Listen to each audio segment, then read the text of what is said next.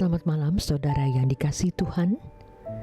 Menemani malam Anda, renungan malam dari Pendeta Dr. Erastus Sabdono hadir kembali bersama saya Yohana Ibrahim dengan tema Kedaulatan Manusia. Saudara, manusia memiliki kedaulatan dan Allah menghargai kedaulatan tersebut. Maksudnya, Allah tidak memaksa seseorang menuruti apa yang ia kehendaki.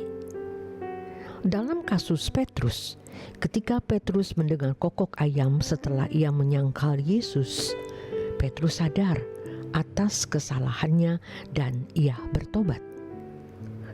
Kokok ayam tersebut bisa mempertobatkan Petrus, tetapi juga bisa tidak. Sebab Yesus sudah mengatakan, hal itu tergantung kehendak bebas Petrus. Melalui peristiwa ayam yang berkokok, Petrus memilih menyesal dan bertobat. Itulah sebabnya, dalam Roma 8 ayat 28, kita tahu sekarang bahwa Allah turut bekerja dalam segala sesuatu untuk mendatangkan kebaikan bagi mereka yang mengasihi Dia, yaitu bagi mereka yang terpanggil sesuai dengan rencana Allah. Melalui berbagai peristiwa, Allah bekerja dalam segala hal. Allah menggunakan peristiwa-peristiwa dalam kehidupan untuk mengubah manusia. Itulah sebabnya firman mengatakan, besi menajamkan besi, orang menajamkan sesamanya. Amsal 27 ayat yang ke-17. Namun demikian, bukan berarti segala sesuatu yang Allah izinkan terjadi dalam hidup memaksa seseorang menuruti yang Allah inginkan. Allah memberi kebebasan seseorang mengambil pilihan dan keputusan dalam merespon penggarapan Allah melalui kejadian-kejadian dalam kehidupan. Oleh sebab itu, hendaknya kita tidak berpikir ada tindakan Allah yang berintervensi di dalam jiwa kita secara mistis dan spektakuler untuk perubahan diri kita. Allah mengubah kita dengan memberikan kejadian-kejadian yang harus kita alami. Dan untuk itu, kita harus meresponnya dengan benar. Roh Kudus pun berbicara di dalam hati kita. Tetapi Roh Kudus tidak memaksa kita menuruti kehendak Allah. Bagaimana reaksi kita terhadap setiap kejadian yang terjadi dalam hidup ini menentukan hasilnya. Allah tidak berintervensi dalam jiwa kita, tetapi Allah berbicara kepada kita melalui atau di dalam peristiwa-peristiwa yang Allah izinkan terjadi. Jadi saudara, kita yang harus mengubah diri kita sendiri karena kita memiliki kehendak bebas untuk merespon penggarapan Allah.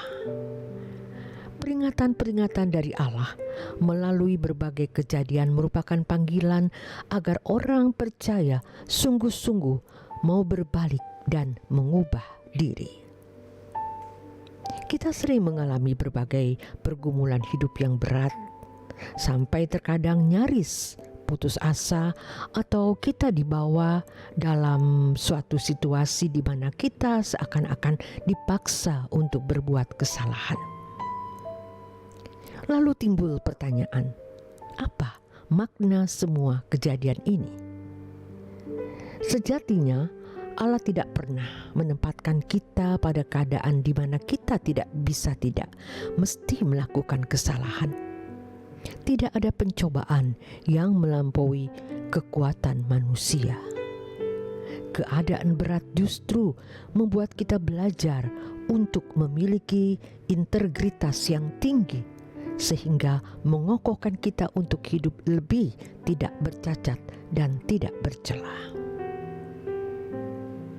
Pergumulan berat tidak boleh dipandang sebagai musibah atau keadaan sial. Dalam kamus hidup orang percaya, terdapat kenyataan bahwa semakin besar masalah, semakin besar berkatnya, yaitu kalau masalah tersebut direspon dengan benar. Pergumulan berat yang kita alami sering membuat kita dapat melihat keadaan kita yang sebenarnya di hadapan Allah. Kalau pergumulan tidak berat, maka hati kita belum tercelik melihat kekurangan dan kelemahan kita sendiri. Saudara, pergumulan berat bisa mengangkat kelemahan-kelemahan tersembunyi di dalam diri kita. Pergumulan yang berat juga membuka mata hati kita untuk melihat dan merasakan realita bahwa dunia bukanlah hunian yang ideal. Suatu hari nanti, Allah akan membinasakan bumi ini dengan api. 2 Petrus 3 ayat 1-11. Agar orang percaya tidak turut dibinasakan dengan dunia ini, Allah mengizinkan kita mengalami berbagai pergumulan yang berat yang di dalamnya termuat berkat abadi. Pergumulan berat pada dasarnya dan pada akhirnya dapat mengubah kita secara total dan permanen. Jadi, segala sesuatu yang Allah izinkan terjadi dalam hidup kita mendatangkan kebaikan. Tentu, selama kita merespon peristiwa atau kejadian tersebut dengan benar. Pergumulan berat yang kita sikapi dengan benar juga membuka pengertian kita untuk memahami bahwa kehidupan yang berkenan kepada Allah adalah sebuah keniscayaan, bukan sesuatu yang tidak bisa diraih. Sebelum mengalami pergumulan berat, kita tidak akan yakin bahwa kehidupan yang benar-benar berkenan di hadapan Allah bisa dicapai. Tetapi setelah melewati pergumulan hidup yang berat, barulah menyadari bahwa kesempurnaan adalah realita yang dapat dicapai. Yesus berkata bahwa kita harus sempurna seperti Bapa. Matius 5 ayat yang ke-48. Yesus tidak mungkin memberi perintah yang tidak bisa kita lakukan. Sempurna seperti Bapa bukan sesuatu yang bersifat murahan. Oleh sebab itu, untuk meraih hal tersebut dibutuhkan perjuangan, pertaruhan, dan pengorbanan tanpa batas. Allah Bapa menyediakan pembentukannya yang juga tidak terbatas.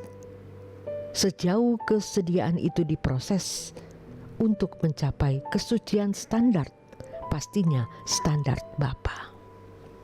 Mengingat waktu hidup kita singkat dan kesempatan ini hanya satu kali untuk selama-lamanya, mestinya kita bersedia dibentuk oleh Bapa sesuka hati Bapa, sesuai dengan kebijaksanaan Bapa yang melampaui pikiran dan pertimbangan kita. Manusia memiliki kedaulatan dan Allah menghargai kedaulatan tersebut. Selamat menikmati malam Anda bersama keluarga. Tuhan Yesus memberkati.